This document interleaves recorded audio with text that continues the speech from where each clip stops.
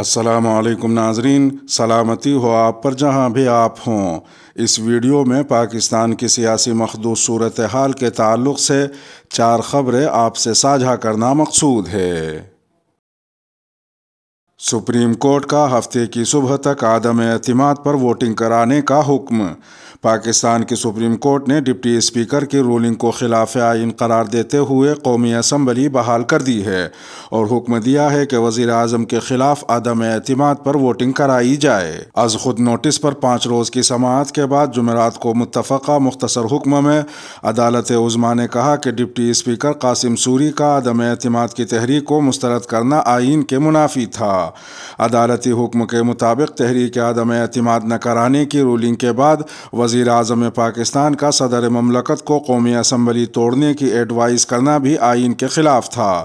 واضح رہے کہ یہ دوسرا موقع ہے کہ پاکستان کی سب سے بڑی عدالت نے قومی اسمبلی کی تحلیل کو غیر آئینی قرار دیتے ہوئے تمام اقدامات رول بیک کرنے کا حکم دیا ہے۔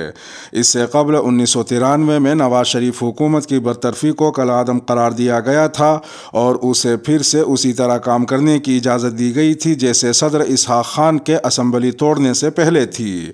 سپریم کورٹ نے اپنے حالیہ حکم میں یہ بھی کہا کہ اب تک کے حکومتی اقدامات غیر آئینی تھے۔ اسپیکر کا فرض ہے کہ وہ قومی اسمبلی کا اجلاس بلائے۔ عدالت نے وفاقی کابینہ کو بھی دوبارہ بحال کر دیا ہے۔ عدالتی حکم میں کہا گیا ہے کہ اسپیکر کی یہ ذمہ داری ہے کہ وہ قومی اسمبلی کا جاری اجلاس طلب کریں اور ایسا فوری طور پر کریں جس میں سنیچر کی صبح 10:30 بجے سے زیادہ تاخیر نہ کی جائے جو 9 اپریل کی تاریخ ہے، اور اس دن اسی ایجنڈے پر کارروائی کرے جو 3 اپریل کو جاری کیا گیا تھا۔ وزیر اعظم عمران خان جمعے کی شام قوم سے خطاب کریں گے۔ سپریم کورٹ آف پاکستان کی جانب سے قومی اسمبلی کے ڈپٹی اسپیکر کے خلاف تحریک عدم اعتماد کے فیصلے کے بعد وزیر اعظم عمران خان نے وفاقی کابینہ کا اجلاس جمعے کو طلب کر لیا۔ سماجی رابطے کی ویب سائٹ ٹویٹر پر ٹویٹ کرتے ہوئے وزیر اعظم عمران خان نے کہا کہ میں نے کل کابینہ کی میٹنگ کے ساتھ ساتھ اپنی پارٹی کی میٹنگ بھی بلائی ہے اور کل یعنی جمعے کو شام میں قوم سے خطاب کروں گا۔ انہوں نے کہا کہ قوم کے لیے میرا پیغام ہے کہ میں ہمیشہ سے آخری گیند تک پاکستان کے لیے لڑتا رہوں گا۔ ادھر دوسری جانب وفاقی وزیر اطلاعات و قانون فواد چودھری نے سپریم کورٹ کے فیصلے کو افسوسناک قرار دیا ہے۔ سماجی رابطے کی ویب سائٹ ٹویٹر پر ٹویٹ کرتے ہوئے فواد چودھری نے کہا کہ بدقسمتی سے اس فیصلے نے پاکستان میں سیاسی بحران کو بہت بڑھا دیا ہے۔ انہوں نے مزید لکھا کہ انتخابات کے فوری انعقاد سے ملک میں استحکام آ سکتا ہے۔ انہوں نے یہ بھی کہا کہ بدقسمتی سے مفاد عامہ کی اہمیت کو نظر انداز کیا گیا۔ فواد چودھری کا کہنا تھا کہ اب دیکھیں معاملہ کیسے آگے بڑھتا ہے۔ سپریم کورٹ کے فیصلے پر اپوزیشن کا جشن، جمعے کو یوم تشکر منانے کا اعلان۔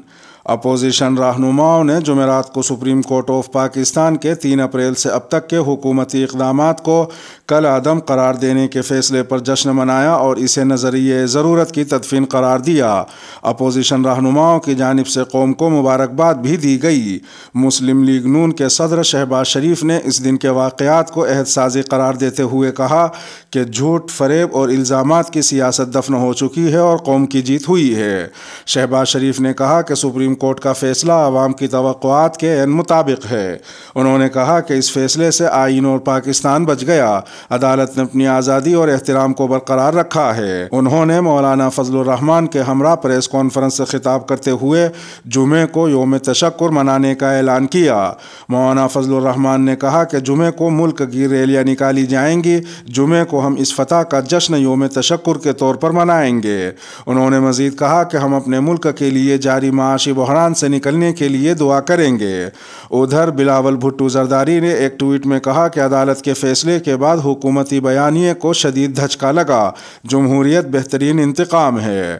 مسلم لیگ نون کی نائب صدر مریم نواز نے بھی قوم کو آئین کی بالادستی پر مبارکباد دی اور کہا کہ شہباز شریف اگلے وزیر اعظم ہوں گے۔ پی پی کے سینیٹر مصطفیٰ نواز کھوکھر نے کہا کہ سپریم کورٹ نے دل و دماغ جیت لیے۔ انہوں نے نہ صرف نظریہ ضرورت کو دفن کر دیا ہے بلکہ عمران خان کی غداری کی زہریلی داستان کو بھی دفن کر دیا ہے۔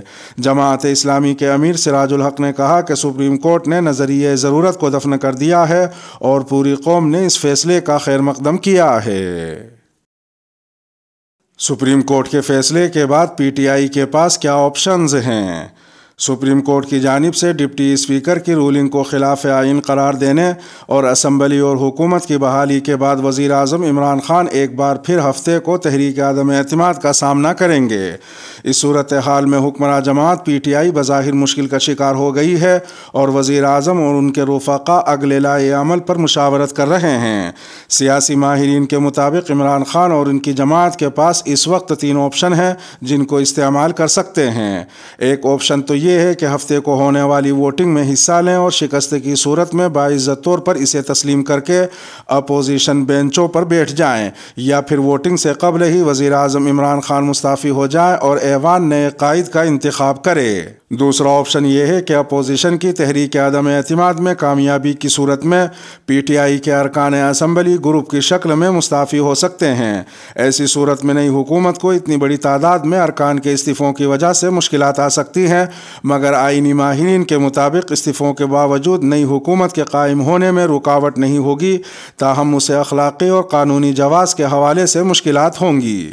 عمران خان حکومت کے پاس ایک تیسرا آپشن یہ بھی ہے کہ اسپیکر قومی اسمبلی ووٹنگ کے عمل میں کوئی تکنیکی قانونی حوالہ دے کر اپوزیشن کے لیے مسئلہ پیدا کر دیں۔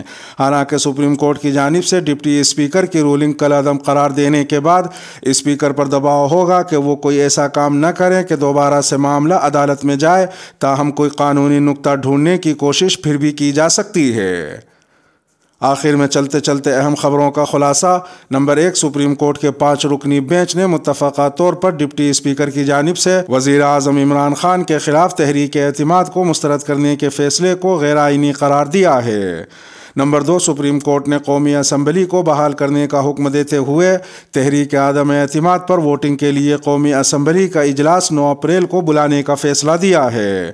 نمبر 3، سپریم کورٹ نے کہا ہے کہ وفاقی حکومت کسی بھی رکن قومی اسمبلی کو عدم اعتماد کی تحریک میں ووٹ ڈالنے سے کسی بھی انداز میں نہ روکے اور نہ ہی کسی قسم کی مداخلت کرے۔